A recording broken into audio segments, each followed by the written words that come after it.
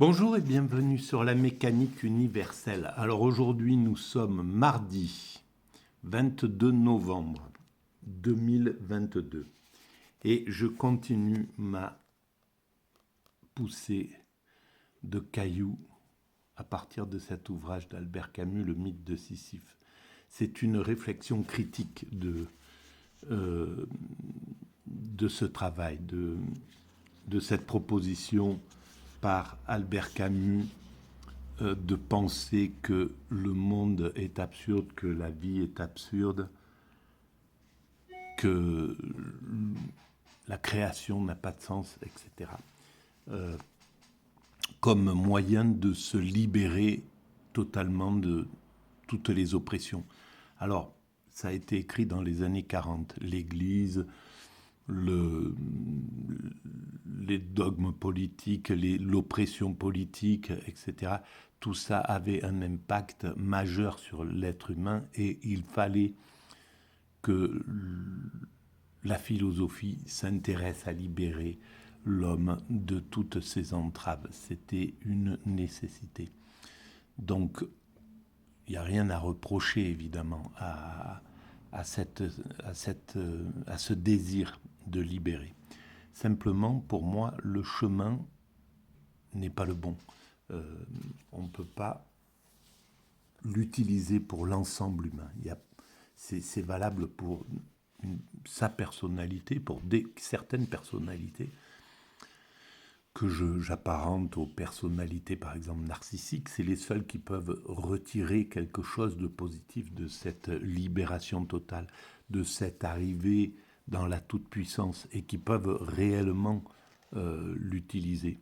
Le fait d'être totalement décomplexé dans l'existence peut fonctionner pour certaines personnalités. Le névrosé ne peut pas accéder à cela et n'a pas envie d'ailleurs d'y accéder la plupart du temps. Et donc cette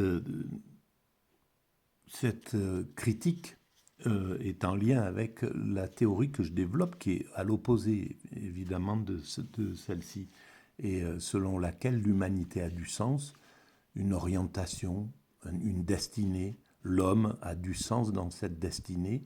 Donc l'humanité est destinée à atteindre sa perfection, son ultime perfection, une perfection spirituelle, mais pas, qui n'a rien à voir avec le religieux. C'est pas religieux, c'est spirituel. C'est-à-dire c'est l'ensemble des spiritualités qui est l'essence de toutes les grandes spiritualités,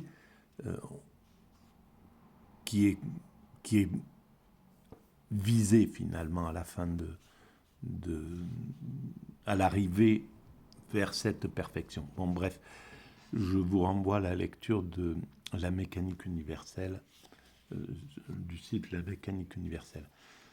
Alors, bon, si vous estimez que ce travail mal expliqué, que ces bégaiements ne sont pas trop dérangeants par rapport au fond qui est développé dans ces vidéos, si vous pensez que c'est intéressant que c'est intéressant d'être un peu plus largement diffusé, il semble qu'en mettant des j'aime, des pouces, ou en s'abonnant à la chaîne, ça fasse avancer le schmilblick. Donc voilà, si vous voulez faire avancer cette pensée, voilà, cette pensée que l'humanité a du sens, etc. Et la façon dont je l'exprime, qui n'a rien de... qui est complètement artisanal, on va dire, qui est chaotique, qui est pas... Enfin, chaotique, pas dans l'idée. La pensée, elle suit une ligne assez cohérente, à mon sens, mais simplement la façon de l'exprimer, elle est... voilà, je suis pas un bon orateur, je suis pas un bon disserteur, je suis pas, voilà, c'est compliqué. La forme est pas très belle du tout. Voilà, donc je vais dans la dernière vidéo, j'ai commenté le passage qu'il consacre à Kirillov, un héros de Dostoïevski. Et j'ai essayé de démontrer que Dostoïevski a compris le sens de l'humanité. Il a compris que le spirituel est indépassable. On ne peut pas ôter le spirituel de l'humanité. On ne peut pas aller vers l'absurde. L'absurde, et c'est ça qui est vraiment intéressant, c'est que il cherche à inspecter cette voie. À travers ses romans, apparemment, que je n'ai pas lu, mais grâce à Albert Camus, j'en ai eu une vision synthétique. Et donc Dostoïevski essaie de voir si c'est une issue, si c'est une voie, l'absurde, le fait de se libérer de tout, de devenir le tsar, de devenir son propre maître, de devenir tout-puissant, de se libérer de toutes les entraves. Est-ce que c'est possible d'être donné à l'humanité comme route pour se libérer? Est-ce qu'on peut préconiser ça pour ses frères humains? Parce que c'est un désir de libérer les hommes. Et c'est le désir de libérer les hommes qui motive Albert Camus. C'est un désir positif. C'est par amour pour l'humanité qu'il préconise l'absurde. Sauf que ça ne fonctionne pas. Voilà. Alors, après Kirillov, il y a la création sans lendemain. Et on va lire, je commence à lire. Et je découvre en même temps. J'aperçois donc ici que l'espoir ne peut être éludé pour toujours et qu'il peut assaillir ceux-là même qui s'en voulaient délivrer. Là, il se rend compte que c'est pas possible, que l'espoir est toujours là, qu'on ne peut pas préconiser le désespoir comme itinéraire pour l'humanité. C'est à la sortie du passage qu'il consacre à Kirillov, donc à Dostoïevski. C'est ce qu'il lui suggère. Donc j'aperçois donc ici que l'espoir ne peut être éludé pour toujours et qu'il peut assaillir ceux-là même qui s'en voulaient délivrer. C'est l'intérêt que je trouve aux œuvres dont il a été question jusqu'ici. Je pourrais au moins, dans l'ordre de la création, dénombrer quelques œuvres vraiment absurdes. Alors, il parle de Le Moby Dick de Melville, par exemple. Je ne connais pas ces œuvres. Malheureusement, voilà, c'est le problème de... ça limite complètement ma... Je comprends intuitivement tout ce qu'il veut dire et à la limite, voilà, il faudrait que j'aille tout de suite prendre un résumé de Moby Dick pour savoir, de Melville, pour essayer de comprendre pourquoi il la juge absurde. Je ne sais pas si c'est vraiment le cas. Bon, on verra.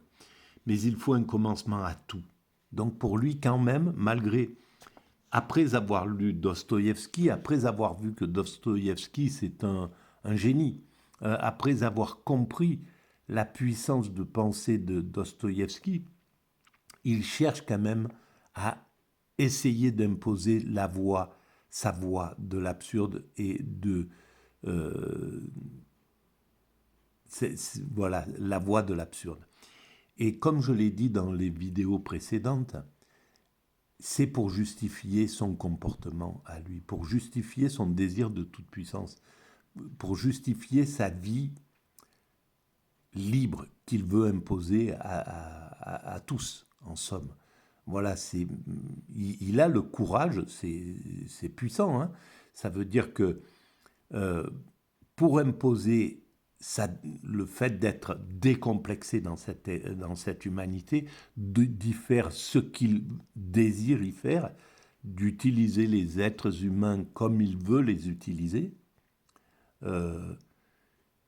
il ne va pas aller vers la conscience. Il est posé sur lui.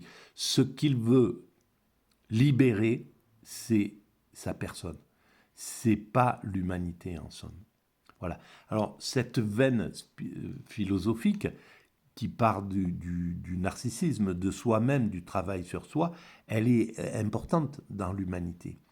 Mais celle qui est fondamentale, c'est celle qui pense qu'il y a du sens, qui va des présocratiques à Platon, à Socrate, à Saint-Augustin, à Spinoza, enfin à toute la grande tradition de la philosophie, tout ce qui est resté dans la philosophie, tout ce que l'humanité a conservé. Elle n'a pas conservé au même titre Sade et Spinoza, évidemment, mais Sade est important, et Camus est important, mais l'humanité conservera Husserl, je pense, et pas Camus. Voilà. Elle le conservera. Il sera là, évidemment, mais il aura la place qui est la sienne, c'est-à-dire la place de quelqu'un qui travaille dans cette humanité pour lui-même, et qui n'est pas la place de quelqu'un qui travaille pour l'humanité, consciemment pour l'humanité, et qui cherche à libérer l'humanité tout entière. C'est autre chose. Voilà. Mais c'est comme ça, il n'y a pas de gradation en réalité dans l'histoire de l'humanité. Chacun donne le maximum il donne son existence entière à l'évolution de l'humanité. Et c'est le cas d'Albert Camus, donc son œuvre est exactement la même que celle d'un autre. Simplement, voilà, elle peut être éclairée sous cet angle-là. Voilà. Ensuite, mais il faut donc un commencement à tout. Voilà, lui, il est le commencement de celui qui pose l'absurde comme moyen de se libérer de l'humanité. L'objet de cette recherche, c'est une certaine fidélité. Et c'est clair qu'il est fidèle à sa pensée, il ne déroge pas à sa pensée. Alors, est-ce qu'il aurait dérogé à sa pensée? Est-ce qu'il aurait évolué si la vie l'avait laissé vivre? Est-ce qu'à 80 ans, à 70 ans, comme Sartre, il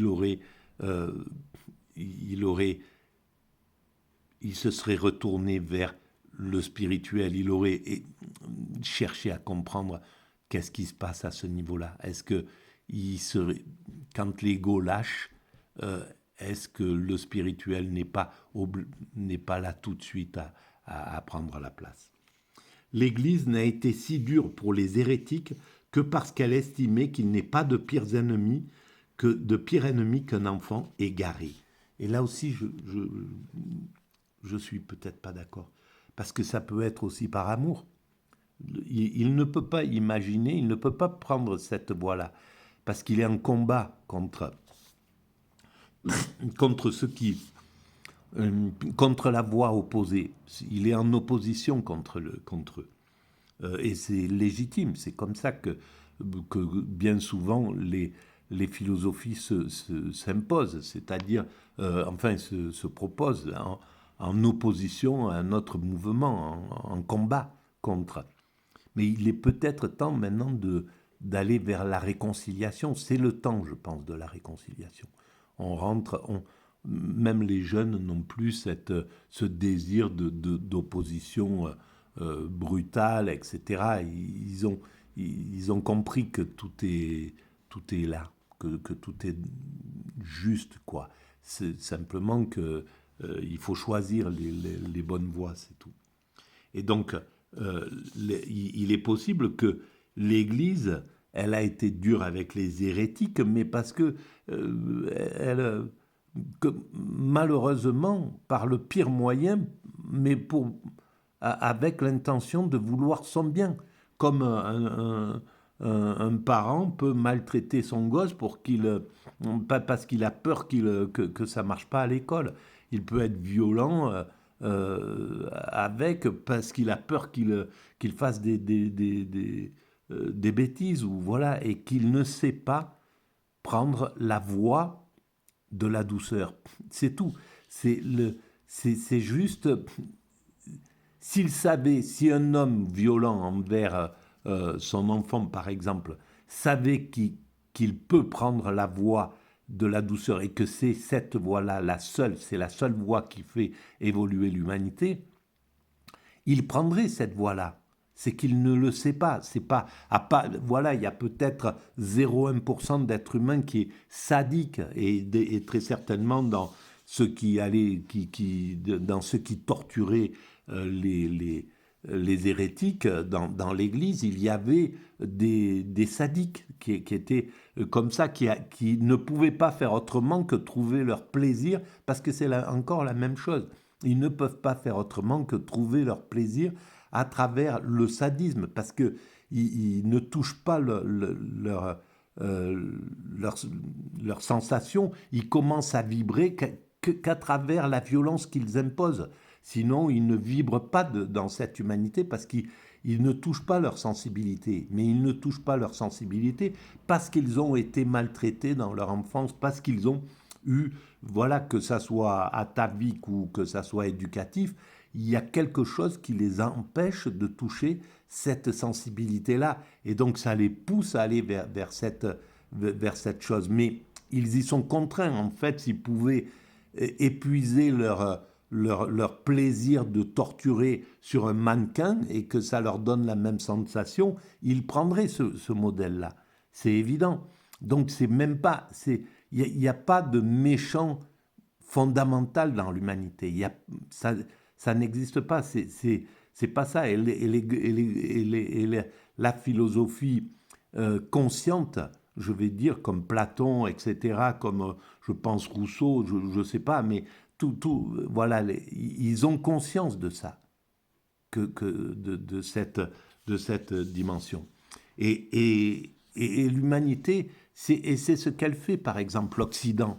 L'Occident n'a pas compris. C'est un père tortionnaire, en somme. Il n'a pas compris qu'il peut faire passer la liberté, la démocratie, autrement que par la violence. Il ne sait pas aller vers l'autre autrement qu'en s'imposant. C'est pas l'Occident total, mais les faucons de l'Occident qui tracent la ligne de l'Occident.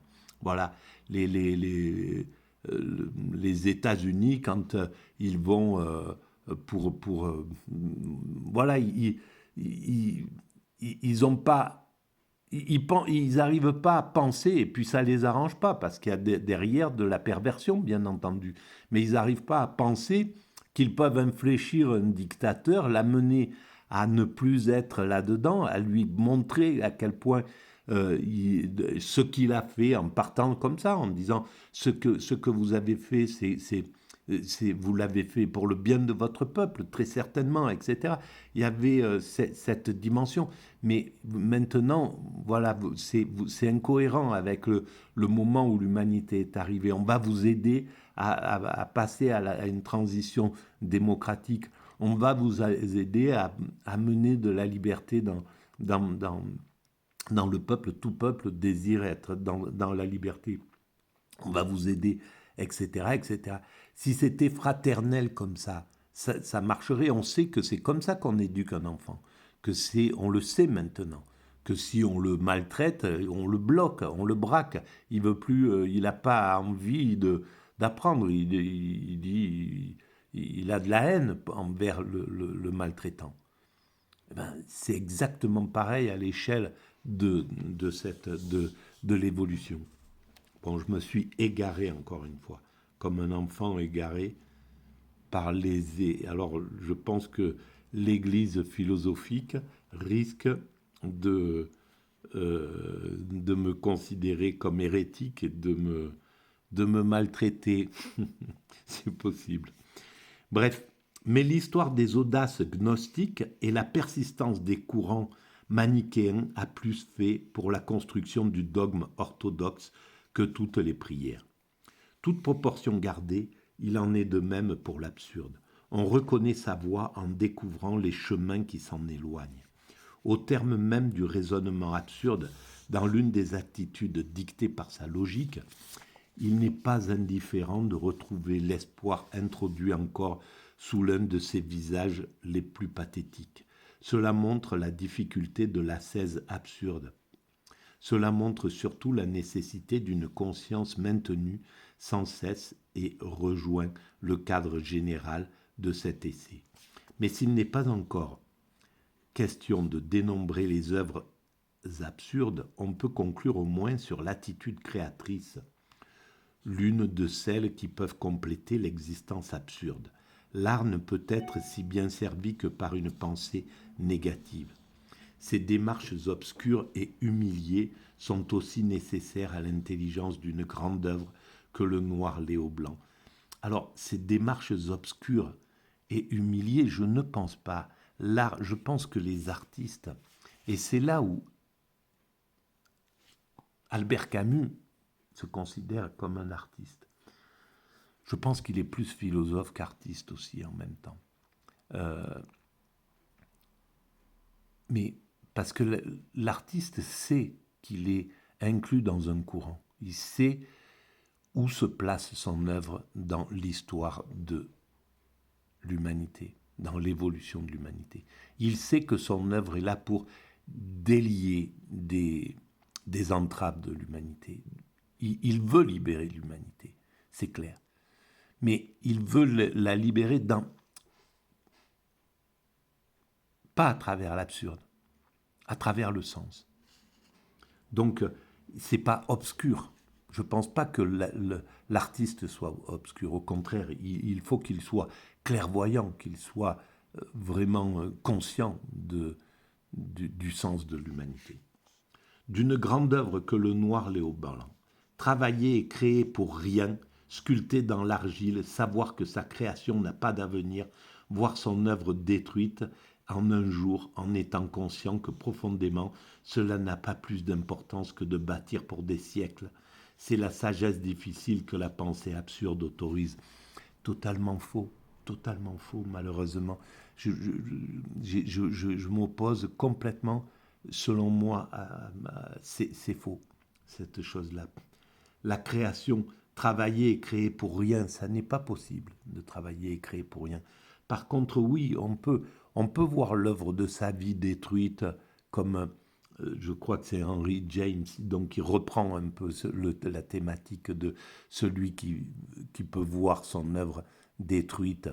Et tu seras un homme, mon fils, en lui disant si tu peux voir ton œuvre détruite et tout reconstruire. Donc c'est pas tu vois ton œuvre détruite et tu t'en fous. Non, c'est tu persistes pour construire pour l'humanité, pour travailler pour l'humanité, parce que le sens de l'humanité t'importe plus que tout. Donc c'est vraiment autre chose. Mener de front ces deux tâches, nier d'un côté et exalter de l'autre, c'est la voie qui s'ouvre au créateur absurde. Il doit donner au vide ses couleurs. Cela mène à une conception particulière de l'œuvre d'art. Oui, ça mène à l'œuvre d'art particulière, oui, d'accord. On considère trop souvent l'œuvre d'un créateur comme une suite de témoignages isolés. On confond alors artiste et littérateur. Une pensée profonde est en continuel devenir, épouse l'expérience d'une vie et s'y façonne. De même, la création unique d'un homme se fortifie dans ses visages successifs et multiplie que sont les œuvres. Et multiples que sont les œuvres. Encore une fois, de même la création unique d'un homme. Il est toujours dans la pensée qui lui vient immédiatement, c'est la création unique, soi-même en somme. C'est la configuration de son psychisme, voilà, qui est respectable absolument, hein, attention. Mais voilà, moi, de toute manière, je suis en combat contre le narcissisme, même si je, je pense que c'est pas quelque chose qui doit prendre le pouvoir. Je pense que c'est quelque chose qui est nécessaire dans l'humanité, mais qui doit progressivement diminuer, qui doit progressivement s'éveiller à autrui, qu'on doit progressivement éclairer à autrui, à qui on doit ouvrir l'empathie vers autrui d'une autre manière. Et je pense que il n'y aurait pas plus généreux, et d'ailleurs c'est ce que montre Albert Camus, il n'y a pas plus généreux qu'un narcissique altruiste, qu'un narcissique conscient de l'humanité. Alors, il a le courage à ce moment-là d'agir pour l'humanité, et c'est certainement le plus courageux. Il est bien plus courageux, lui, par constitution psychique, parce que son esprit est constitué comme ça. Le narcissisme lui donne un courage inouï, fort dans l'humanité. C'est peut-être pas le plus haut courage. Le narcissisme n'est pas le plus haut courage. Je pense que l'égocentrisme, c'est le courage suprême, c'est le courage au-dessus. C'est De Gaulle, par exemple. Voilà, c'est ces courages-là qui sont conscients de l'humanité, qui sont conscients du sens de l'histoire, qui sont conscients, etc. Et qui ont quelque chose de vraiment au-dessus. Mais il est plus courageux, évidemment, sans doute, que le névrosé, qui veut préserver son existence. Peut-être, voilà, à mon sens, c'est ce qui donne la différence entre, sans doute, entre Albert Camus et Sartre au niveau physique. Le courage physique d'Albert Camus est plus profond que, sans doute, le plus profond que le courage physique de Sartre. Mais le courage intellectuel de Sartre, je peux pas les comparer. C'est très intuitif ce que je dis. Mais peut-être que le courage intellectuel de Sartre est plus important que le courage intellectuel de Camus, parce qu'il ne peut pas accéder à l'universel. Et même si Sartre, son courage intellectuel le fait dériver vers le fait de pouvoir accepter qu'il puisse y avoir des goulags, c'est un pied aller, mais que l'idée du communisme, l'idée de l'égalité, l'idée de la fraternité, tout ça sont plus importants que le goulag. Voilà, ça le conduit à cette idée-là, malheureusement, qui est une idée malheureuse dans cette idée-là. Mais ce qui est important, c'est le désir d'égalité, le désir de fraternité, le désir de libérer les ouvriers, le désir de libérer l'ensemble de l'humanité à travers le communisme, qui était pensé par Sartre. Donc, de même, la création unique d'un homme se fortifie dans ses visages successifs et multiples que sont les œuvres. Les unes complètent les autres, les corrigent ou les rattrapent, les contredisent aussi. Si quelque chose termine la création, ce n'est pas le cri victorieux et illusoire de l'artiste aveuglé. Si quelque chose termine la création, ce n'est pas le cri victorieux et illusoire de l'artiste aveuglé. J'ai tout dit. C'est ça qui est dit à la fin je crois, dans Kirillov, justement. Tout est bien. Voilà, il dit tout est bien. Comme Kant, tout est parfait à la fin de sa vie. Il s'en va, il meurt en disant tout est parfait. Parce qu'il a compris le sens de l'humanité. Parce qu'il a compris que son œuvre était bien inclue dans cette orientation. Voilà pourquoi il dit tout est parfait à la fin de son existence. Et si quelque chose termine la création, ce n'est pas le cri victorieux et illusoire de l'artiste aveuglé. Bien sûr que c'est ça. Bien sûr que c'est l'artiste qui voit la finalité de l'humanité. Si quelque chose termine, s'il voit là où se termine la création, s'il est conscient de cette chose-là, il peut crier victoire pour son œuvre. dire que son œuvre, elle est rattachée à cette destinée. Elle a participé à cette destinée. Donc, il peut crier victoire. Mais l'œuvre d'Albert Camus est dans cette destinée. Il ne le sait pas, c'est tout. C'est simplement ça. Donc, c'est pour ça qu'il ne peut pas crier victoire, parce qu'il ne sait pas que son œuvre, par le négatif, comme celle de Nietzsche, par le négatif, construit l'humanité de la même manière, comme le mal construit le bien, l'humanité qui va vers le bien. Voilà, c'est la même chose. C'est pas le mal, l'œuvre d'Albert Camus. Il ne faut pas confondre. C'est une image, simplement. Cet effort, cette conscience surhumaine n'apparaissent pas forcément au lecteur. Il n'y a pas de mystère dans la création humaine. La volonté fait ce miracle, mais du moins, il n'est pas de vraie création sans secret. Sans doute une suite d'œuvres, peut-être qu'une série d'approximations de la même pensée, mais on peut concevoir une autre espèce de créateur qui procéderait par juxtaposition. Leurs œuvres peuvent sembler sans rapport entre elles. Dans une certaine mesure, elles sont contradictoires. Mais replacées dans leur ensemble, elles recouvrent leur ordonnance. Pardon. C'est de la mort. Alors, où est-ce que c'est de la mort C'est de la mort ainsi qu'elles reçoivent leur sens définitif. Oui, parce que c'est ça, le narcissisme, c'est une vision morbide, finalement, de l'humanité. C'est la vision qui ne peut pas sortir de soi-même.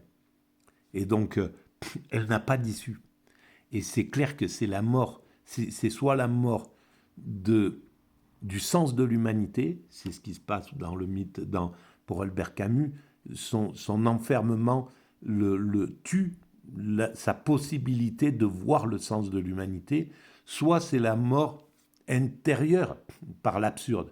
L'absurde conduit à la mort à ce moment-là pour celui qui n'a pas la possibilité de la transcender en art, de transcender l'absurde en art, d'en faire de la philosophie, donc de ne pas aller toucher l'absurde physique, physiologique, de ne pas être renversé par l'absurde.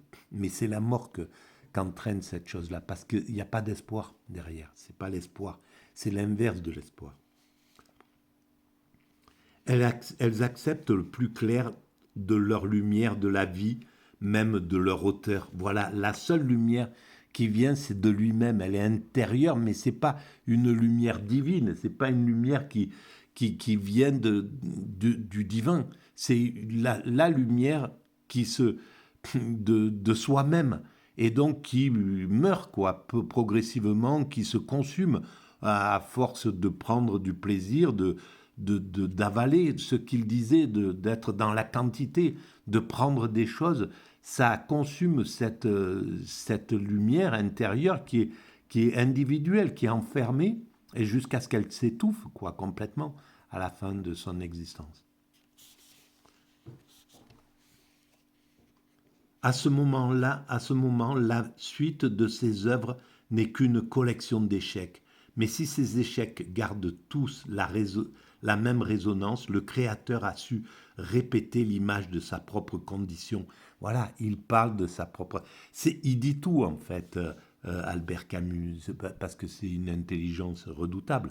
Donc il dit réellement tout, il comprend tout, comme en réalité le narcissisme comprend tout, c'est clair. Il comprend pas, mais il révèle tout. Il révèle ce qu'il fait, en réalité. Un narcissique ne peut pas faire autrement que dire les choses. Il les dit. Voilà. Si on sait entendre, il dit tout il dit ses intentions, son truc. Il finit dans sa, voilà, soit par orgueil, soit par colère, soit par mépris, mais il sort toujours les choses qu'il a à dire. Et c'est les réalités. Faire retentir le secret stérile dont il est détenteur. Voilà, il a su répéter l'image de sa propre condition, faire retentir le secret stérile dont il est détenteur. Voilà, et c'est ce qu'a fait Albert Camus. Il a fait retentir le secret stérile dont il est détenteur. et qui est important pour l'humanité, de comprendre que c'est une stérilité. On ne peut pas mieux comprendre que par Albert Camus ou Nietzsche à quel point c'est une voie de garage. On ne peut pas le comprendre à travers le spirituel. Le spirituel ne montre pas ce côté négatif. Et c'est par ce côté négatif, donc c'est là où c'est fondamental pour l'évolution de la pensée, le côté négatif. L'effort de domination est ici considérable. C'est ça, c'est son moteur, la domination. La domination sur soi-même pour que personne ne puisse le dominer. S'il atteint la liberté absolue, personne ne peut le dominer. S'il devient le tsar, personne ne peut lui dire quoi que ce soit. C'est fini. Il a atteint le niveau de liberté absolue dans la chose. Mais l'intelligence humaine peut suffire à bien plus. Elle démontrera seulement l'aspect volontaire de la création. J'ai fait ressortir ailleurs que la volonté humaine n'avait d'autre fin que de maintenir la conscience. Mais cela ne saurait aller sans discipline. De toutes les écoles de la patience et de la lucidité, la création est la plus efficace. Elle est aussi le bouleversant témoignage de la seule dignité de l'homme. La révolte tenace, non, la dignité, c'est pas la seule dignité de l'homme, cette lucidité. Oui, la lucidité de la création, mais pas à travers l'absurde, à travers le sens aussi. La révolte tenace contre sa condition, la persévérance dans un effort tenu pour stérile. Elle demande un effort quotidien, la maîtrise de soi, l'appréciation, la maîtrise de soi, l'appréciation exacte des limites du vrai, la mesure de la force. Il ne les a pas, les limites du vrai. Il n'y va pas s'y confronter aux limites du vrai. Il a l'appréciation exacte de sa limite de la limite du vrai, mais pas la limite du vrai réel. Elle constitue une ascèse. Tout cela pour rien. Bien sûr, c'est une ascèse parce que il est devant toutes les contradictions. Il faut qu'il tienne bon. Il faut qu'il soit dur, qu'il soit téméraire, qu'il soit ferme avec lui-même. Il a pris cette voie et il va aller jusqu'au bout de cette voie-là. Il ne se laissera pas perturbé par le reste. Donc ça lui demande une ascèse à ce niveau-là. Mais ce n'est pas l'ascèse, c'est un mauvais terme, parce que c'est pas le terme. Voilà, ça n'a rien à voir avec l'ascèse spirituelle. L'ascèse spirituelle, c'est la seule qui libère totalement l'homme, qui l'amène à l'absolue liberté. L'absolue liberté. Tout cela pour rien. Et cette absolue liberté vaincre la mort. Parce que c'est là où on trouve la vraie ascèse derrière, qui peut se donner vraiment la mort, comme le moine tibétain qui s'immole ou Socrate. Tout cela pour rien, pour répéter et piétiner. Voilà, avec tout cela pour rien, bon bref, ça donne tout. Mais peut-être la grande œuvre d'art a moins d'importance en elle-même que dans l'épreuve qu'elle exige d'un homme et l'occasion qu'elle lui fournit de surmonter ses fantômes et d'approcher d'un peu plus près sa réalité nue. Ben c'est ça. Et je pense que c'est au fond peut-être ce qu'essaie de faire, sans le vouloir d'ailleurs, ces 25, 20, c'est peut-être 30 vidéos que je fais sur le mythe de Sisyphe, qui sont en fait la mise en lumière peut-être voilà, peut-être injuste, hein, je ne sais pas la question, mais voilà, qui tente de mettre en lumière l'esprit qui conduit à la pensée absurde. Voilà, l'état d'âme, la personnalité qui conduit à cela. Qu'on ne se trompe pas d'esthétique.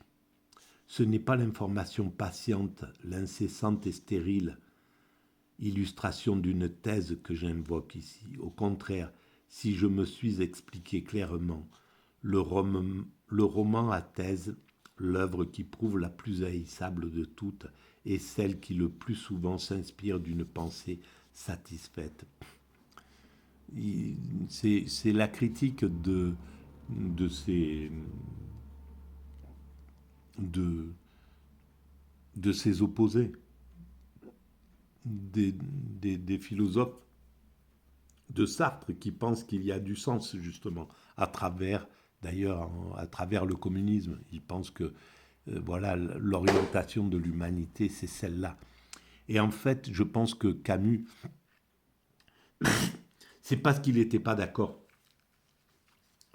avec Sartre qu'il n'a pas trouvé d'autre solution pour lui dire je ne suis pas d'accord avec cette chose-là. Il a préféré amener l'idée, intuitivement, il a amené l'idée que l'absurde est préférable à la téléologie communiste, à la téléologie marxiste, puisqu'il ne veut pas voir le drame que ça influence derrière.